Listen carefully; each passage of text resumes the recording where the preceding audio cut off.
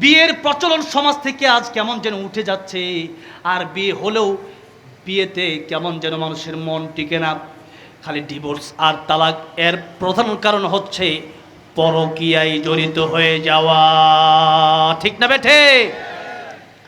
এজন্য পর্দা না করার কারণে আজকে পরকীয়া, পর্দা না করার কারণে জিনা, পর্দা না করার কারণে ইফতিজিং। ও মা বোন, আপনি বোরকা লাগান, ঢিলাঢালা বোরকা লাগান, চেহারাটা ঢেকে ফেলেন হিজাব দিয়া, এরপর রাস্তায় বের হন, আপনার দিকে মানুষ খারাপ নজরে তাকাতে পারে না। এই জন্য ও মা বোন, পর্দা যদি আপনি না করেন, তাহলে ওই যে কলার সাথে একটা করে পুরস্কার দিছিল, ওইভাবে ও বোন আপনাকেও যখন কোনো যুবকের সাথে বিয়ে দিবে, সেও বলবে যৌতুক সারা হুন্ডা সারা বিয়া করতাম না। কে লিগা? এমনি তো তার দেখা যায় হারা দিন আঙ্গুর এলাকাত ঘুরে, আরে বিয়ে করলে দেন মহৎ দিয়ে বিয়ে করতাম, উল্টা আমার দিয়ালো, যেরকম ঠিক না বেটে? এই জন্য নারীদের সম্মান আল্লাহ দিয়েছে, মর্যাদা ইসলাম দিয়েছে, সে কথা বলতে গেলে অনেক কথা। তবে নারীদেরকে নিয়ে আরেকটা কথা বলতে চাই। নারীদের সম্মান তো নবীজি দিয়েছেন, বলেছেন 3 জন কন্যা সন্তান যার হবে, অতঃপর এই কন্যা সন্তানকে কোরআন যদি কেউ শিখায়, ভালো পাত্রস্থ করতে যদি পারে, তাহলে সেই ব্যক্তি যে 2 আঙ্গুল নবী দেখায় বলেছেন, এই 2 আঙ্গুল যত কাছাকাছি আমি নবীর সাথে, সে ব্যক্তি জান্নাতে এত কাছাকাছি থাকবে। সুবহানাল্লাহ। তাহলে এই মেয়েটাকে, আপনার কন্যা সন্তানটাকে কোরআন শিখানোর দরকার, জুড়ে বলেন আছে না নাই? কোরআন শিখাতে হবে। আর বিশেষ করে একজন সন্তানের জন্য তার প্রথম শিক্ষিকা, তার শ্রেষ্ঠ শিক্ষিকা হলো তার মা। জোরে বলেন, একজন সন্তানের জন্য তার প্রথম শিক্ষিকাকে, জোরে বলেন কে? একজন সন্তানের জন্য। তাহলে আমি তো মনে করি যে একজন ছেলের চাইতে একজন মেয়েকে আরো আগে কোরআন শিক্ষা দেওয়া দরকার। কারণ একজন গুণী মানুষ বলেছেন, একজন মা, একজন ভালো মা উপহার দাও, আমি সেই মা থেকে একজন ভালো জাতি উপহার দেব। এই জন্য একজন মা, ভালো একজন মা হলে, এই মায়ের পেট থেকেই তো আব্দুল কাদের জিলানী জন্ম হয়েছে, এই মায়ের পেট থেকেই তো আশরাফ আলী থানভী জন্ম নিয়েছেন, এই মায়ের পেট থেকে মাহমুদুল হাসান দেওবন্দি জন্ম নিয়েছেন, এই মায়ের পেট থেকেই তো আল্লাহ মোহাম্মদ শফি জন্ম নিয়েছেন, এই মায়ের পেট থেকেই তো আল্লামা জুনায়েদ বাবনগরী জন্ম নিয়েছেন, এই মায়ের পেট থেকেই তো আল্লামা নূর হোসেন কাসেমী জন্ম নিয়েছেন, এই মায়ের পেট থেকে আল্লামা সাইদি জন্ম নিয়েছেন। তাহলে মা যদি ভালো হয়, তার সন্তানটা ভালো হওয়ার সম্ভাবনা বেশি।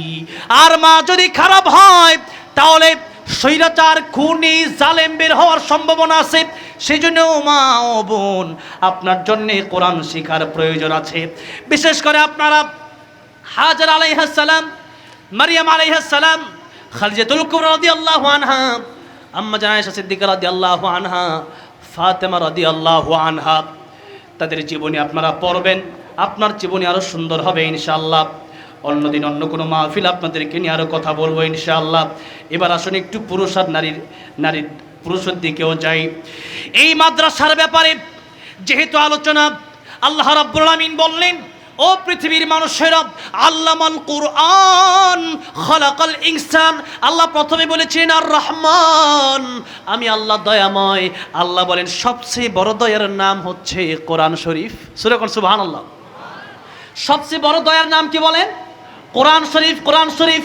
এবার আল্লাহ বলেন, কোরআন শরীফ যদি শিখতে পারো, তাহলেই গুণগত মানুষ হবা। আর কোরআন শরীফ যদি কেউ না শিখে, কোরআন যদি কেউ না মানে, কোরআন যদি কেউ না বুঝে, আল্লাহ বলেন উলাইকা কাল আনআমি বাল হুম আদল।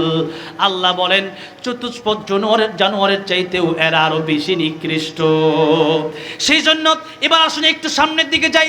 কোরআন শিখলেই আসল মানুষ হওয়া যায়, কোরআন না শিখলে শুরুতে মানুষ হওয়া যায়, বিতর্গত মানুষ হওয়া যায়, গুণী মানুষ হওয়া যায় না।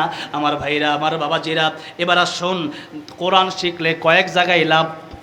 দুনিয়াতে লাভ, 1 নাম্বার দুনিয়াতে লাভ, 2 নাম্বার কোরআন শিখলে পরে মৌতের সময় লাভ, 3 নাম্বার কোরআন শিখলে কবরে লাভ, 4 নাম্বার কোরআন শিখলে পরে আখিরাতে লাভ। দুনিয়ার কথাটা সংক্ষিপ্ত বলি, দুনিয়াতে কোরআন যদি কেউ শিখে তার ভিতরে আল্লাহর ভয় ঢুকে। ইন্না আকরামাকুম ইনদাল্লাহি আতকাকুম। আমার আল্লাহর কাছে কালো আর ধলা দিয়ে সম্মানিত হওয়া যায় না। আমার আল্লাহর কাছে লম্বার খাটো দিয়ে সম্মানিত হওয়া যায় না। আমার আল্লাহর কাছে ধনী আর গরিব দিয়ে সম্মানিত হওয়া যায় না। সেই জন্য আল্লাহ বলছেন ইন্না আকরামাকুম ইনদাল্লাহি আতকাকুম।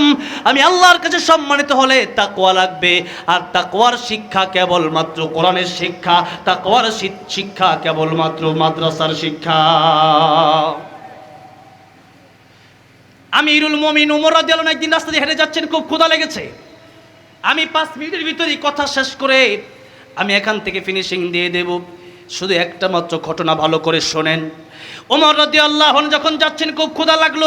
একজন রাখালকে তিনি দেখলেন, রাখালকে ডেকে বললেন, আমার খুব ক্ষুধা পেয়েছে, একটু দুধ কি আমরা দেওয়া যায়? তিনি বললেন, অনেক লম্বা ঘটনা, তিনি বললেন, আমি রাখাল, আমি মালিক নই। ওমর রাদিয়াল্লাহু আনহু বললেন, আমি কিছু টাকা দেই পরীক্ষা করার জন্য। এবার আর পরীক্ষা শুরু করে দিলেন, আমি কিছু টাকা দেই, একটা ছাগল নয় বিক্রি করে দাও, তুমি মালিককে গিয়া বলবা তোমার ছাগল বাঘে খেয়ে ফেলছে। রাখাল ডেকে বললেন, তখন তো আমিরুল মুমিনিন যেটা চিনে না, ডাক দিয়া বলতেছিল, ও মুসাফির, এই দুনিয়ার মালিকের কাছে হয়তো জবাব দিয়া পার পেয়ে যেতে পারি, কিন্তু কিয়ামতের ময়দানে আমার আল্লাহ রাব্বুল আলামিন যদি আমার জিজ্ঞাসা করে, ছাগল তো বাঘে খায় নাই, তুমি বিক্রি করছো, আল্লাহ রাব্বুল আলামিনের কাছে আমি জবাব দিতে পারবো না। কোটি টাকা দিলেও আমি ছাগল তোমার দেব না। আল্লাহু আকবার। এটা কিসের শিক্ষা বলেন? এটাই হলো কোরআনের শিক্ষা। যার ভিতরে আল্লাহর ভয় আছে, র্যাব লাগে না, পুলিশ লাগে না, সেনাবাহিনী লাগে না, বিডিআর লাগে না, বিজিবি লাগে না। কারণ হচ্ছে আল্লাহর ভয় যার ভিতরে আছে, সে ব্যক্তি সর্বক্ষণিক চিন্তা করে যে আমারে কেউ দেখে না, দেখে একজন, জবান খুলে বলেন তিনি কে। এই জন্য আলেমদের ভিতরে আল্লাহর এই ভয় সবচেয়ে বেশি। কার ভিতরে বেশি? আলেমদের ভিতরে সবচেয়ে বেশি। 2 নম্বরে, আলেম যদি কেউ হতে পারে দিনের জন্য, তাহলে তার মৃত্যুর সময় কালিমা নসিব হয়ে যায়, কবরে যাওয়ার পরে কবর জান্নাতের বাগান হয়ে যায়।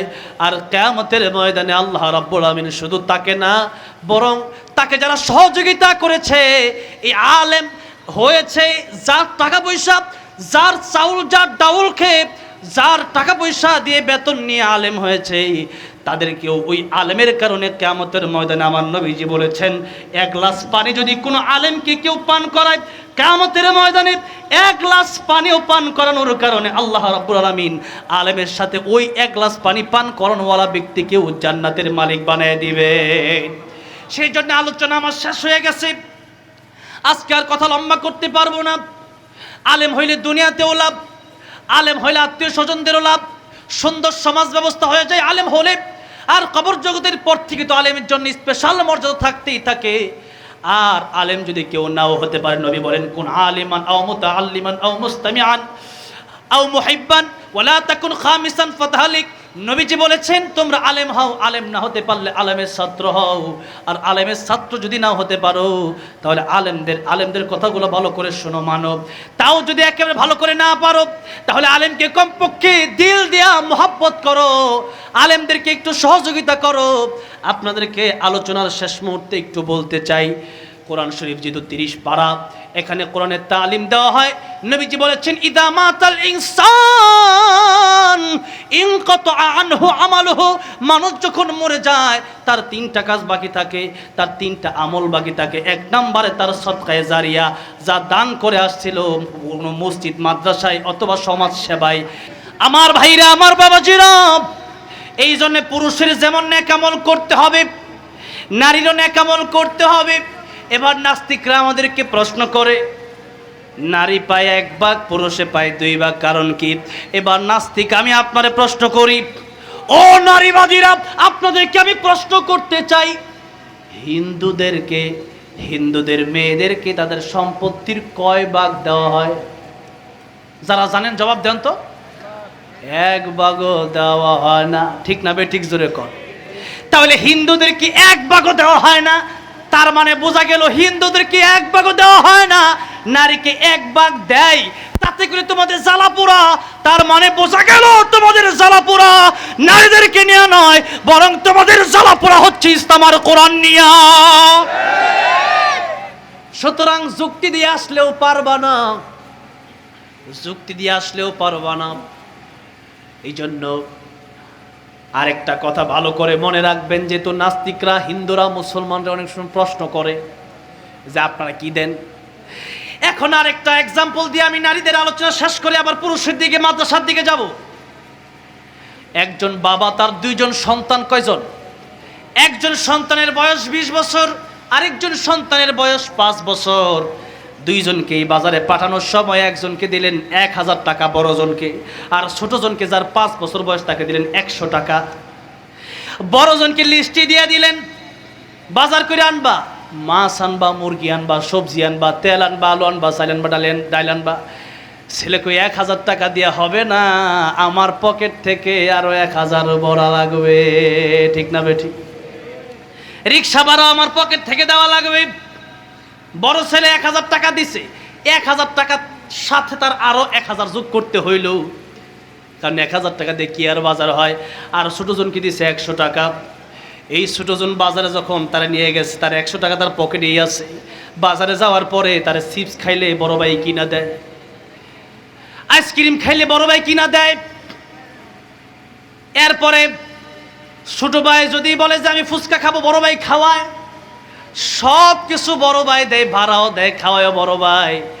বাড়িতে দুইজন আসছে, বড় ভাই আসার পরে দেখা যায় বাপের 1000 আর নিজের আরো 1000 গেছে, আর ছোট ভাই এসে দেখে পকেটও আগের মতো 100ই আছে, কারণ ছোট ভাইয়ের কোনো খরচ নাই। এবার একটু ভালো করে লক্ষ্য করেন, নারী আর পুরুষে নাস্তিকরা আর নারীবাদীরা বলে যে ইসলাম তো ঠগাইছে। ও নাস্তিকরা, মিডিয়ার মাধ্যমে তোমাদেরকে শোনায় দিতে চাই, ইসলাম নারীকে ঠকায় নাই, বরং ইসলাম নারীকে পুরুষের চাইতে আরো কয়েক গুণ বেশি দিয়েছে। জোরে কোন সুবহানাল্লাহ।